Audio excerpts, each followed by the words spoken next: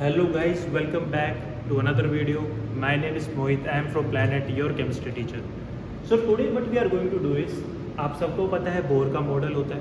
Bore का model जो है वो रदरफोर्ड की लिमिटेशंस को ओवरकम करता है। रदरफोर्ड ने क्या बोला था, इलेक्ट्रॉन जो रिवॉल्व करता है अराउंड द न्यूक्लियस तो अपनी एनर्जी को क्या करता है, लूज़ करता है और एक टाइम के बाद वो जो है इलेक्ट्रॉन मर्ज हो जाएगा न्यूक्लियस के साथ।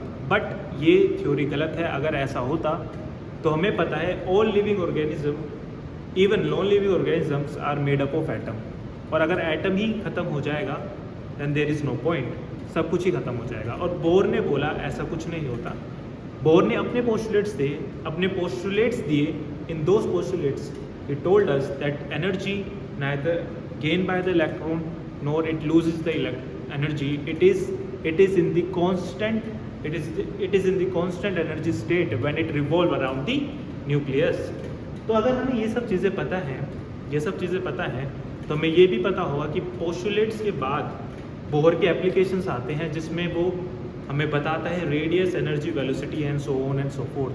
आज का हमारा एजेंडा क्या है? We are going to drive the radius of atom. We are going to drive the radius of atom. आज का हमारा एजेंडा है ये। हमें पता है न्यूक्लियस कहाँ होता है, सेंटर में होता है। उसके चारों तरफ क्या होते हैं, इलेक्ट्रॉन्स होते हैं। फॉर एग्जाम्पल ये रहा इलेक्ट्रॉन मूव करना है in the fix orbit. Bore ने बोला कि ना ही एनर्जी गेन करता ना ही एनर्जी लूज करता। ओके, इलेक्ट्रॉन जो है मूव कर रहा है अपनी ऑर्बिट में। अगर इलेक्ट्रॉन यहाँ आ गया, इलेक्ट्रॉन की पोजीशन चेंज हो रही है जैसे जैसे वो मूव कर रहा है। एक एंगल पे इलेक्ट्रॉन मूव कर रहा है with respect to the nucleus और जो मोमेंटम है वो है कंजर्व। तो हम यहाँ पे लिखते हैं the angular momentum of the electron.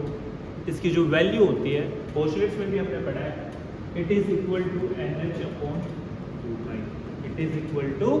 NH upon 2 pi, which means the angular momentum of an electron is the integral multiple of NH upon 2 pi। मतलब क्या है इसका? अगर आप ध्यान से देखोगे तो H जो है वो कांस्टेंट है, प्लैंक कांस्टेंट, जिसकी वैल्यू आपको पता होगी 6.626 10⁻34 जूल सेकेंड। आपको पता है 2 और पाई भी क्या है, कांस्टेंट है। इसका मतलब जो वैल्यू में चेंज आ रहा है, एंगुलर मोमेंटम में चेंज आ रहा है, वो n के चेंज होने पे आ रहा है। मतलब अगर इलेक्ट्रॉन अपनी एक ऑर्बिट में है तो उसका एंगुलर मोमेंटम कंजर्व रहता है। पर अगर इलेक्ट्रॉन अपनी ऑर्बिट चेंज करेगा या अपना एनर्जी लेवल चेंज करेगा या अपना शेल चेंज करेगा तो उसका एंगुलर मोमेंटम भी चेंज होगा, which means MVR is directly proportional to n। अगर ये n इज इक्वल टू 1 है और ये क्या हो जाएगा, n is equal to 2। Values को पुट करो आप। For n equal to 1 value क्या हो जाएगी MVR की, h upon 2 pi।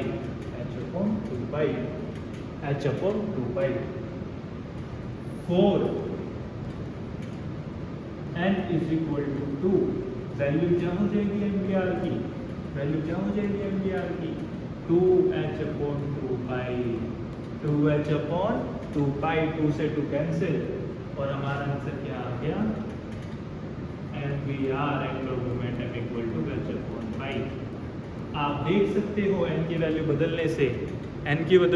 बदलने से एंगुलर मोमेंटम भी बदल रहा है। बट एक फिक्स ऑर्बिट में इलेक्ट्रॉन का एंगुलर मोमेंटम कंजर्व रहता है।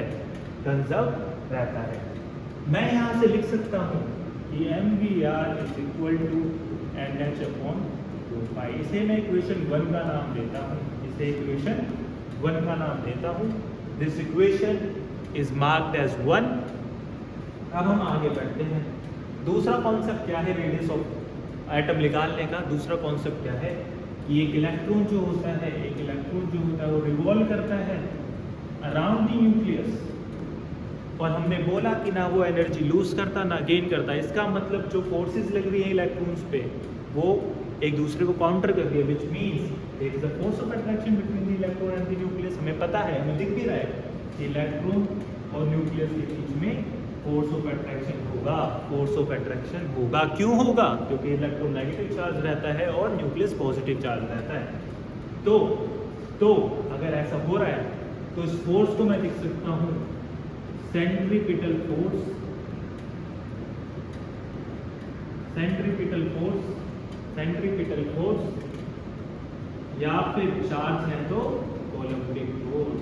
क्या होगा? कोलम्बिक फोर्स होगा। और कोलम्बिक फोर्स क्या होती है? K Q1 Q2 अपॉन में R square, which will be equal to K ZE upon R square. ये ZE और E जो डिनोट कर रहा है, Z डिनोट कर रहा है एटॉमिक नंबर को, E डिनोट कर रहा है चार्ज को। चार्ज इलेक्ट्रॉन का है, एक E डिनोट कर रहा है चार्ज ऑफ इलेक्ट्रॉन, दूसरा E डिनोट कर रहा है charge of proton. Atomic number बदलेंगे तो Z बदलेगा और E डिनोट कर रहा है चार्ज को। एक बात याद रखना, E जो होता है वो होता है चार्ज, E नेगेटिव होता है इलेक्ट्रॉन, E नेगेटिव होता है हमारा इलेक्ट्रॉन, E नेगेटिव होता है इलेक्ट्रॉन। तो हमें याद रखना है E जो है सिर्फ चार्ज है, वो पॉजिटिव प्रोटॉन का भी हो सकता है और इलेक्ट्रॉन का भी हो सकता है। तो अगर हमें ये समझ आ गया तो मैं लिख सकता हूँ कि सेंट्रीफ्यूगल फोर्स, सेंट्रीफ्यूगल फोर्स अगर हमें समझ आ गई, सॉरी सेंट्रीपिटल फोर्स अगर हमें समझ आ गई, जो कि है कोलम्बिक फोर्स, जो कि है कोलम्बिक फोर्स, जो कि इनवर्ड फोर्स है, जो कि इनवर्ड फोर्स है, जो इलेक्ट्रॉन को अपनी तरफ न्यूक्लियस खींच रहा है, सेंट्रीपिटल फोर्स। ये बिल्कुल वैसा है, अगर मैं एक रोप लूँ, अगर मैं ये लूँ, एक मेरा आईडी कार्ड, इसको मैं रोटेट करूँ ऐसे, इसको मैं रोटेट करूँ ऐसे, तो एक फोर्स तो मैंने लगा रखी है, इसको अंदर खींच रहा हूँ मैं, एक बाहर की तरफ फोर्स लग रही है। जब मैं अपनी फोर्स कम कर दूँगा ऐसे घुमाते घुमाते, तो ये दूर जाके गिरेगा। वो जो बाहर की तरफ फोर्स लगती है उसे हम बोलते हैं सेंट्रीफ्यूगल फोर्स। उसे क्या बोलते हैं हम? Centrifugal force, centrifugal force. अगर सेंट्रीफ्यूगल फोर्स लग रही है, इसका मतलब क्या है? दोनों फोर्स एक दूसरे को बैलेंस करेगी, और बैलेंस करेगी तो KZE² बाय R स्क्वायर को मैं लिख सकता हूँ mv² बाय R। और यही क्या है हमारी इक्वेशन 2, यही क्या है हमारी इक्वेशन 2। अब हमें पता है, इक्वेशन 1 क्या है हमारी? mvr = nh/2π। अगर हमें ये पता है, तो we are able to find the radius। कैसे होगा ऐसा? अभी पता चल जाएगा। मैं लिख सकता हूँ यहाँ से v = nh/2π mr, और इसको मैं नाम दे देता हूँ इक्वेशन 3 का, इसको मैं नाम दे देता हूँ इक्वेशन 3 का। Now we are able to find, now what we are going to do, we are going to find v² कितना आ जाएगा? k, r से r तो कैंसिल है, KZE² by R upon m, KZE² by R upon m। देख लेते हैं, बिल्कुल सही है, हाँ सही है। इसको हम नाम देते हैं इक्वेशन 4 का। By putting the value of v into equation number 4, by putting the value of equation 3 into 4, क्या आएगा? आंसर आएगा हमारा NH2πmR का square is equal to KZE² by RM, KZE² by RM। ये हमारा क्या आएगा? आंसर आएगा। अब हम क्या करेंगे? अब हम रेडियस निकाल लेंगे। अब एक स्टेप और बच रहा है सिर्फ, n² अपॉन 4π² m² r²। सिर्फ एक ये स्टेप बच रहा है, इसको हम इक्वल रखेंगे KZE² बाय RM आर से आर कैंसिल, एम से एम कैंसिल, बस अब और कुछ कैंसिल हो रहा है, एक आर बचा है, एक आर को क्या लिख सकते हैं हम, N square X square upon 4 square M M M into में के जेड ई स्क्वायर। इसको दोबारा लिख देता हूँ मैं यहाँ पे, R is equal to N square X square upon 4 square M K Z E square. ये है हमारा रेडियस ऑफ एन एटम, जो कि बोहर के पोस्टुलेट्स का यूज़ करके हमने ड्राइव करा है। हमने क्या करा, इसमें कुछ नहीं करा, एंगुलर मोमेंटम को NH/2π के इक्वल रखा है, इक्वेशन 1 माना है, सेकंड इक्वेशन में सेंट्रीफ्यूगल फोर्स और सेंट्रीपिटल फोर्स को इक्वल रखा है, इक्वेशन 2 माना है। दोनों को यूज़ करने के बाद हमने v की वैल्यू निकाली, v स्क्वायर में पुट करी और finally we are able to find out radius. क्या ये इंपॉर्टेंट है? ये फॉर्मूला इंपॉर्टेंट है, बट क्या इसमें से और क्या इंपॉर्टेंट है?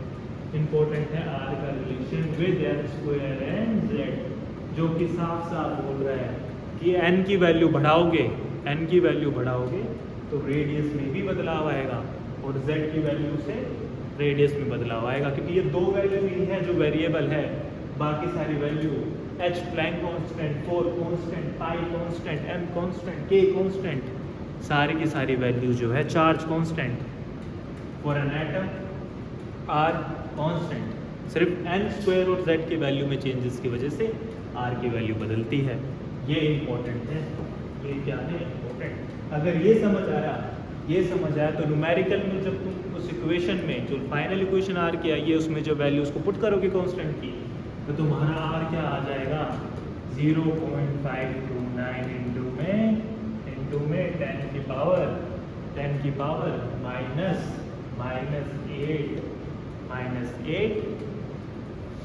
n square by z centimetre. इसको एंगल्स फॉर्म में कन्वर्ट करोगे तो आएगा 0.529 इंटू में n square by z angles form में।